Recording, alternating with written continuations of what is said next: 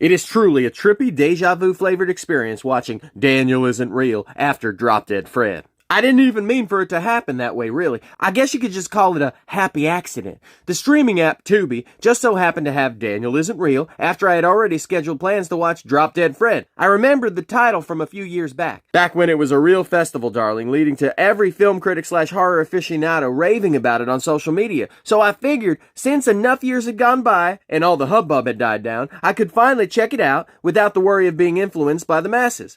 I had totally forgotten about the movie's Drop Dead Fred connection. I had no doubt heard chatter of it back in 2019 when it was originally released, but I guess it had somehow slipped my mind.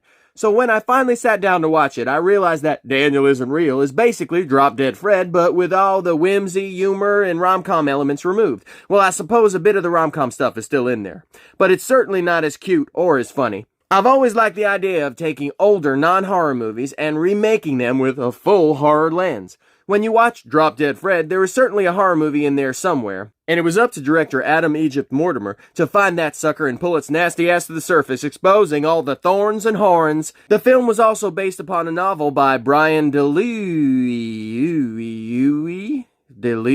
something like that, called In This Way I Was Saved. But how much inspiration the novelist took from Drop Dead Fred is yet to be discovered. If I had to guess, I would say that the author used the film as sort of a writing prompt, a jumping off point to get a story going, you know? After that, it mushroomed into a full-on blueprint / foundation of the piece. The first thing that one has to worry about when making a secret remake, that is, taking a movie from the past and remaking it without letting anyone in on the fact that you're remaking it, is you have to gender swap the lead role, you know?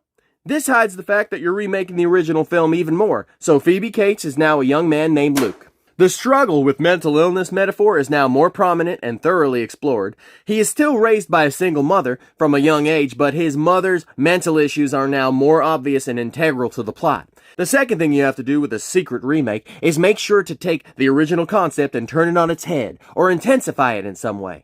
In this particular case, we start with an nihilistic imaginary friend at the center of Drop Dead Fred. So now we must turn him into a supernatural entity of some kind, a malevolent, dark force out to destroy and consume the protagonist. In doing this, we give the entire film a genre makeover. This creates a much scarier experience and gives the movie a true villain for the protagonist to fight against. So now that we've flipped the original film genre from silly comedy to horror film, now we must add in some disturbing Cronenbergian body horror and shockingly grotesque gore effects. That way it will be less likely for anybody to compare the original non-horror film to this new edgier version. It's also important to up the discomfort level of the protagonist for heightened visceral effect. The audience needs to really feel the suffering of our hero and how truly unhappy he is with the hijinks and exploits of his imaginary friend, you know?